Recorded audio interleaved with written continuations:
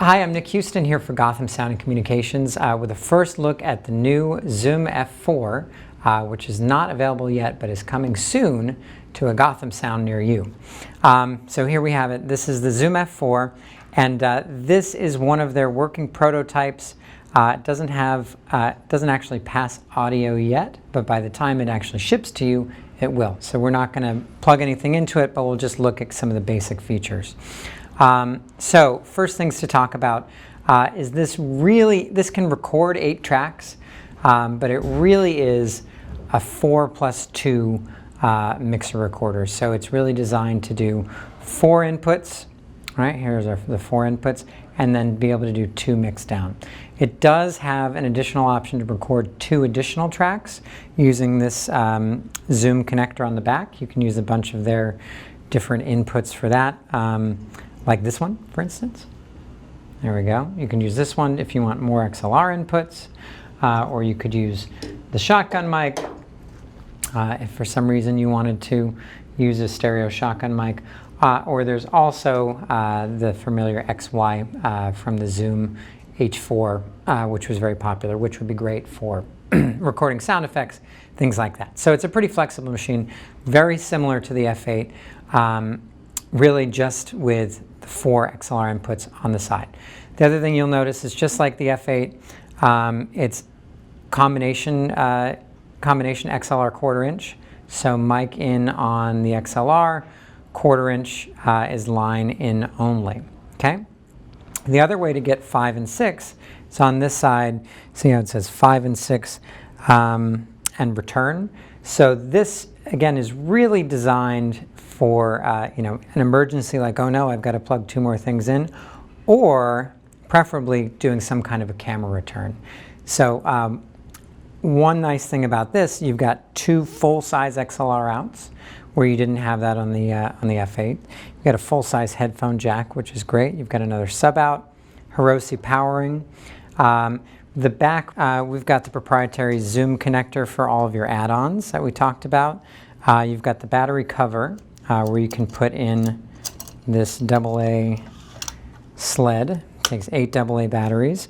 And then also this is where they keep the SD cards. You can record to 2 different SD cards at the same time, and you can record different things. So you could record MP3 on one and WAV on the other. You could record just the mix and just the ISOs, or you can record everything to everything. That's great. And then of course you've got your B&C in and out for time code. It's got the same time code clock as the F8, which we've done tests with, and it's pretty great.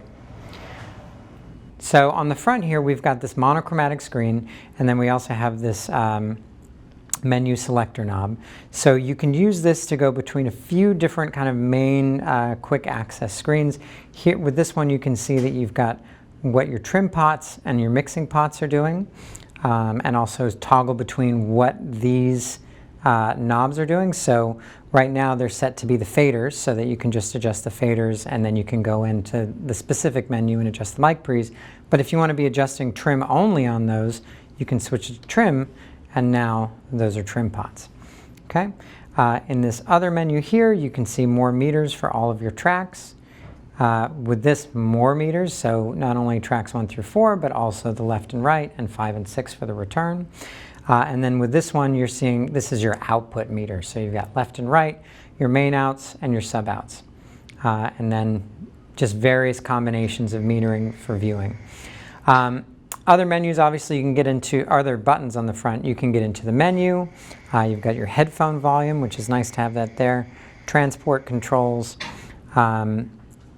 Each input has its own, each of the 4 XLR inputs has its own knob. So the knob can be assigned to be trim, it can be assigned to be mixing, whatever your heart desires. It also has its own PFL button. So that will not only pre-fade listen it to your headphones, but it will also get you into the PFL menu, where you can adjust the trim, where you can adjust the fader, the pan, phantom power, all the normal stuff that you would expect to have on a mixer. So the way that I would probably use this is I would use this set to fader mode, and then keep an eye on my ISO tracks. And then if I noticed that my levels were a little low or a little hot on the ISO tracks, just boom, pop into the pre-fade, and then adjust the trim, bring it down or up, or however you need. And then hit menu to return. So there's each one of those for that. There's also a way to quickly arm and disarm inputs. So each one of these tracks goes on and off, boom, boom, boom, just by pushing the 1, 2, or 3. And then you've got this button to listen to inputs 5 and 6, and to control what's going on with inputs 5 and 6, whether it's the back or whether it's the side. You've got a tone oscillator, which is very handy, as always.